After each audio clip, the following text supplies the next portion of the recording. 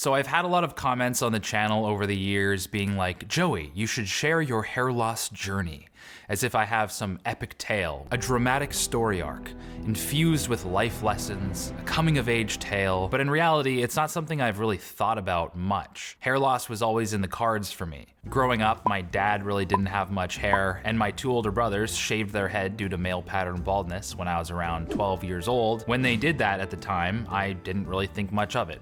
Probably for like 5 minutes, I said, oh, that's kind of weird, you look kind of dumb. But then the novelty wore off and they were just my brothers. The same brothers that I always knew since birth. But when it was my turn and I started seeing symptoms, I wasn't so nonchalant about it. Growing up, I always looked older than I actually was. Even right now, that fact rings true.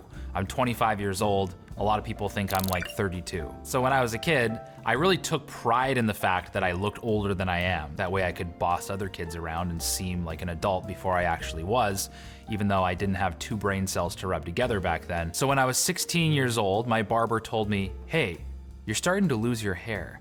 I kind of freaked out internally. It's like this SpongeBob meme where he's calm on the surface, but internally losing his shit. And I was like, you know what? This is kind of a bummer. Now I'm gonna look really old. Like I'm gonna look 40 when I'm 17. But I didn't really do anything about it. I started to notice that my hair was starting to recede at the temples, but it was slow enough that I didn't feel the need to do anything about it. I was just hoping and praying that my hair might last me somewhat into university. We should probably just fast forward to photos of me when I'm 18 years old. This is sort of high school graduation territory. You can start to see that I'm receding at the temples fairly significantly for an 18-year-old.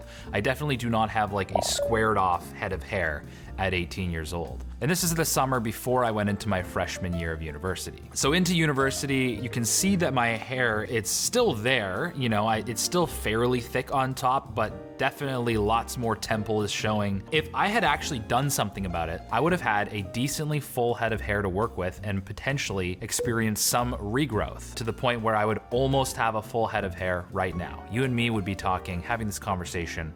Actually, it's a one-way conversation. I'm just talking at you. But we would be doing this together and I would have hair on the top of my head. But I didn't. I was in denial. I just said, you know what? I don't want to worry about it. I don't really care that much. But I think I did care. It did affect me. And we'll get into that a little bit later. You can already see by the end of my first year, there's a lot of temple there. And I don't know what I was doing with my hair at the time, but it was not doing me any favors. I was slicking that right back, kind of curling it back. You could tell this man is losing his hair like a middle-aged man at 18 years old. And I think at the time, it affected me subconsciously, whether I was aware of it or not. So I'd start to wear hats a little bit more often, trying to cover it up, but the hair loss got worse. Here's me at the start of my second year. There's a lot more forehead. I'm starting to keep my hair shorter on top because I noticed it would just draw a little bit less attention to the fact that I was balding. And I would keep my hair very short on the sides as well, just trying to do some techniques that didn't look absolutely ridiculous. I didn't want to look like I was trying to hide the fact that I had a receding hairline. I kind of wanted it just to look clean and out of the way. But then it got worse. And obviously, you know, that's what happens with male pattern baldness. It doesn't just get better. So here's me playing piano at some gig or something with my brother Eli. I was cutting my own hair at that point, buzzing it all the way up to the sides and then leaving it lengthy on top. It kind of is an optical illusion from the side. It makes me look like I'm kind of going for that mohawk look, but it's not a great look. I do look very pointy. My entire head kind of looks like a crescent moon. I think my third year is when I should have bit the bullet and shaved my head. I even started a YouTube channel in my third year and it was called Better Ideas. And I had hair. And you guys can tell, it doesn't look that great. It was starting to do that weird androgenic alopecia thing where it was starting to get thicker on the sides, like right around the ears, and then kind of getting a little bit puby on top. Sorry, Mom. It just wasn't a very good look. It just didn't look fresh. It wasn't the best version of what I could be doing. And here's the weird thing psychologically as to why I didn't shave my head. It wasn't because I wasn't aware of the fact that I would probably look better if I just bit the bullet and shaved my head, but it was just the fact that I had lived my whole life with hair. And it was almost like I didn't want to say goodbye. I attached a part of my identity to my hair. I almost felt like I wasn't ready to become a new person by shaving my head. I wasn't ready to present to the world that I'm a new person now. I finally let it go. I'm no longer in denial. And obviously you don't think these things consciously. It's just sort of a subconscious identity crisis you have. You're kind of at a crossroads. Do I just let go of my hair as a variable in my life? Or do I continue to hold on to it for whatever it's worth, despite the fact that it's not serving me anymore? But I pressed on for at least another year. This was when it really started to just not look so good. I definitely have this sort of like bowl-shaped thing going on my head, 2 semicircles, and from the top it was starting to thin, right on the crown. So here's the year before I shaved my head. Everyone's looking suave. Here's all my brothers. Here's a bald brother of mine. Here's another bald brother of mine, and then some non-balds. Look at this, non-bald right here, non-bald right here, non-bald right here. Then here's the funny thing about Daniel is actually he was starting to recede here, but he actually did something about it. And now he has sort of, you know, more hair, like way more hair than he did when he was losing it. That's what happens when you're proactive. So good on Daniel for not denying reality so he can improve upon it. Either way, my hair's really looking rough at this point. It's definitely like an advanced Jude Law look, and I don't have Jude Law's face, so it doesn't work as well for me as it does for him. So at the end of my 4th year, the summer between 4th and 5th year, I finally bit the bullet and I shaved it off.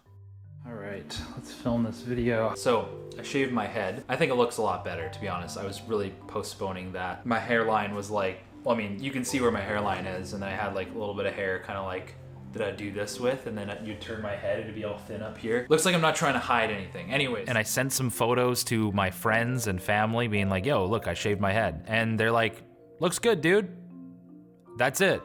You know, I met with some friends that summer and they'd be like, oh, you shaved your head. I'm like, yeah. They're like, yeah, it looks good, man. That's it. You know, all that buildup for, you know, 22 years or whatever it was led to the reaction of people being like, oh, looks good. And then treating me like they've always treated me. You know, it doesn't really, it's not a thing. It just doesn't matter. And what I've learned over this whole process is that nobody cares. Even when my hair was receding, unless you had somebody else who is really self-conscious about their hair, they would probably compare it with you and be like, oh, that guy's receding a little bit more than me. But all in all, you know, nobody's thinking about your hair more than you are. And when you shave it off, it's not like a big reveal and it's like the Princess Bride where you have this giant glow up. There's a glow up in the Princess Bride? No, Princess Diaries, I think. Yeah, it's not like that. Nobody cares. Nobody cares before you shave it off. Nobody cares after you shave it off. Your hair is just dead protein on the top of your head. Do what's best for you. In my opinion, if your hairline is receding to an advanced degree, it probably will look better when you shave it off. But do I care if you shave your hair off or not? No. So just make the decision based on what's best for you. And funny enough, since shaving my head, I feel like I have actually gotten more confident, especially when meeting strangers. And it's totally a subconscious thing because I don't have to think about the fact that I have an incomplete hairline. I don't have a hairline anymore. I literally can't have a bad hair day. I can also walk faster because I'm more aerodynamic. I can also tell when it's raining quicker than anyone else. I can jump higher, swim faster. I've basically become a god. But in all seriousness, the moral of the story, I guess I can conclude from my hair loss journey, is that no one really thinks about you nearly as much as you think about yourself. Not even close. Most people, most of the time, are not thinking about you. And that might be a little bit of a hit to the ego, but it's the truth. Most people are mostly thinking about themselves. So to think that people are like sitting down at a Christmas dinner thinking about Joey's hairline is such a joke, but that's how our brain, we always think that's gonna happen. The same could be said not just about hair loss, but about a mole that you happen to have on your upper lip or a zit that you have on your forehead one day. It's a huge deal to you maybe, but really, you're just kind of like a background character in most people's lives, and they're not really thinking about you at all. So why would you put yourself through the trouble, the mental distress to let that affect you? So yeah, that's the story of my hair loss journey. I hope you guys got something out of this, or at least just had some fun getting to know me better and, you know, kind of picking apart a little bit of my history. Maybe you could learn a thing or two from this. But if not, maybe you'll learn a thing or two using today's video sponsor, Skillshare. Man, I'm getting good at this. For those of you who don't know, Skillshare is an online learning community with thousands of classes covering dozens of topics. Everything from photography to videography to learning to color grade or tell stories better, creative writing, cooking. Do you want to learn how to cook? You can learn how to cook on Skillshare. Do you want to learn how to code your own website and make thousands of monies?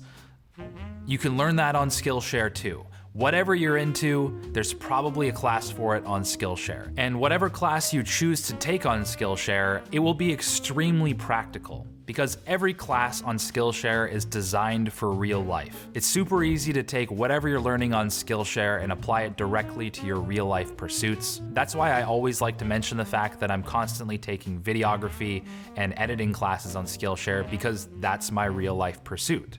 I want to enhance the things that I am interested in, and Skillshare is just an awesome resource to help you do that. And Skillshare is doing this awesome thing where the first 1,000 of you who click my link in the description below will get a 1-month trial of Skillshare Premium, so make sure to take advantage of that offer, learn something new, explore your creativity, and as usual, have a great time. And if you liked this video, make sure that you actually hit the like button, because when you hit the like button, the algorithm shoves my bald head into other people's homepages, helping them out, which also helps me out. So it's kind of a win-win for everybody involved. This whole Better Ideas community can grow.